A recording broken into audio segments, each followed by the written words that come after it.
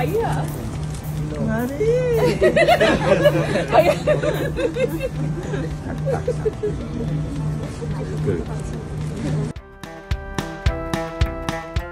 উন্নত চিকিৎসার জন্য যুক্তরাজ্যের লন্ডনে পৌঁছানোর পর বিমানবন্দর থেকে সরাসরি লন্ডন ক্লিনিকে নেওয়া হয়েছে বিএনপি চেয়ারপারসন ও সাবেক প্রধানমন্ত্রী খালেদা জিয়াকে।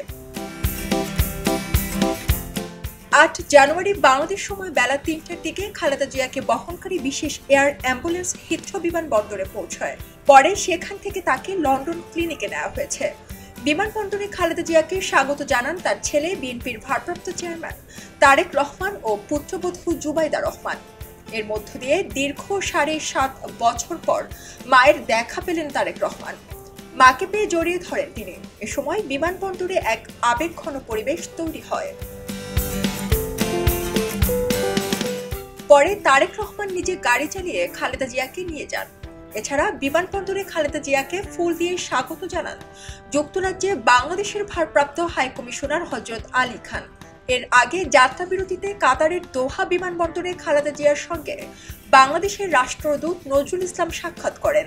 এ সময় বিএনপি চেয়ারপারসনের শারীরিক অবস্থার খোঁজ নেন তিনি।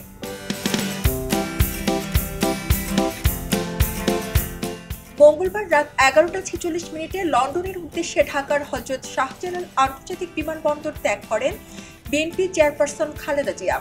কাতারের আমিরের পাঠানো বিশেষ এয়ার অ্যাম্বুলেন্সে করে লন্ডনের উদ্দেশ্যে যাত্রা করেন তিনি।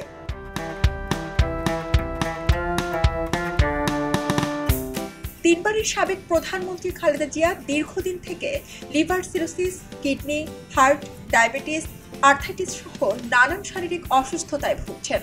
2018 সালে কারাগারে যাওয়ার পর থেকে অসুস্থতা বাড়তে থাকে। এর মধ্যে কয়েকবার তিনি জীবন মৃত্যুর সন্ধিক্ষণেও পড়েন।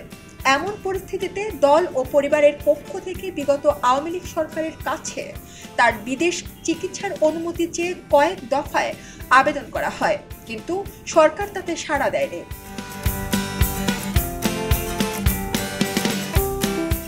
গত 5 আগস্ট ছাত্র জনতার অভ্যুত্থানে স্বৈরাচার হাসিনা সরকারের পতনের পর রাষ্ট্রপতির এক আদেশে খালেদা জিয়া মুক্তি পান। এরপর দুর্নীতির যে 2টি মামলায় তিনি কারাবন্দী হয়েছিলেন সেগুলোর রায় বাতিল করে আদালত।